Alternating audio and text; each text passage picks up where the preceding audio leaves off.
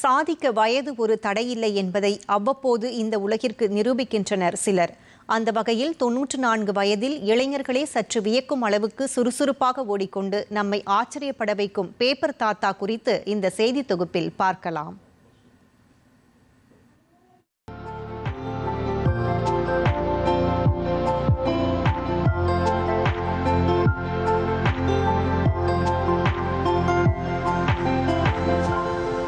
பரபரப்பாக இயங்கக்கூடிய சென்னை மாநகரத்தின் கோபாலபுரம் பகுதியில் அடுக்குமாடி கட்டிடம் தொடங்கி பல்வேறு வீடுகளுக்கு பால் செய்தித்தாள் போடும் பணியை 20 ஆண்டுகளுக்கும் மேலாக சிறப்பாக மேற்கொண்டு வருபவர்தான் இந்த 94 வயது இளைஞர் சண்முக சுந்தரம்.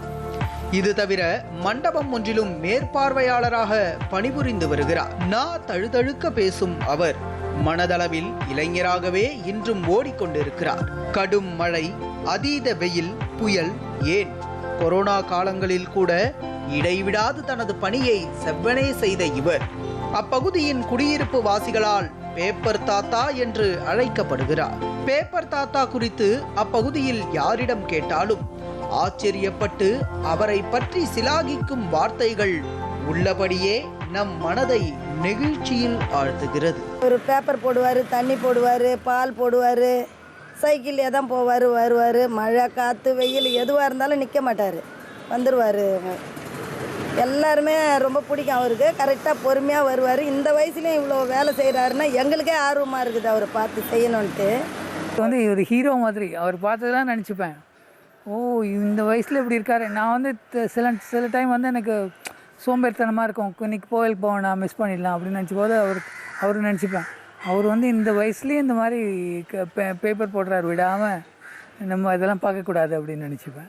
நம்மை புருவம் உயர்த்தி பார்க்க வைத்த இந்த 94 வயது இளைஞர் சண்முக சுந்தரம் டிடி தமிழ் செய்திகளுக்காக தனது அனுபவங்களை பகிர்ந்து கொண்டு இளைஞர்களுக்கு அறிவுரைகளை வழங்குகிறார்.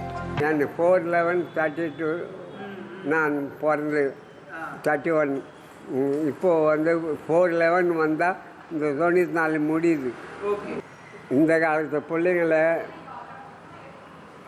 புஸ்தகம் மூலயமா அறிவு வரணும். புஸ்தகமாக படிக்கிறது இல்லை. காலையில் ஒரு ஃபோனை வாங்கிக்கிறோம், அந்த ஃபோனை பிடிச்சிக்கின்னு பொம்மை பார்த்துக்கினே காலம் தள்ளுறான்.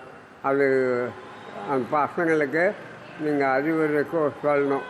உடம்பு இருக்கிற வரைக்கும் நான் ஏதோ செலவுக்கு ஈட்டிக்கு நினைக்கிறோம் ஒழியோ, ஆனால் 4 மக்களுக்கு ஓடி போய் அந்நாத்துக்கு சேவை செய்யணுன்ற எண்ணம் எனக்கு மனசில் இருக்குது. ஆனால் உடம்பு எவ்வளோ ஒத்து உழைக்கணும்னு எனக்கு தெரியாது. பணியில் அவருடைய அர்ப்பணிப்பு, வாடிக்கையாளர்களை திருப்திப்படுத்த வேண்டும் என்ற நோக்கம், அவரின் அயராத உழைப்பு என அனைத்தும் இன்றைய இளைஞர்கள் அவரிடமிருந்து கற்றுக்கொள்ள வேண்டிய பாடமாக இருக்கிறது. 94 வயதிலும் இடைவிடாது இது மாதிரியான பணிகளை தொடர்ந்து செய்துட்டு நம்மளுக்கெல்லாம் ஒரு ஆச்சரியத்தை ஏற்படுத்துகிறார் சண்முக சுந்தரம். இந்த காலத்தில் தன்னுடைய லட்சியங்கள், கனவுகளை நோக்கி ஓடக்கூடிய மாணவர்களாக இருக்கட்டும், இளைஞர்களாக இருக்கட்டும், அவரை ஒரு முன்னுதாரணமாக எடுத்துக்கிட்டு வாழ்க்கையில் முன்னேறணும் அப்படின்னு கேட்டுக்கிட்டு டிடி தமிழ் செய்திகளுக்காக ஒளிப்பதிவாளர் ராகவனுடன் ராஜகோபாலன், சத்யநாராயணன்.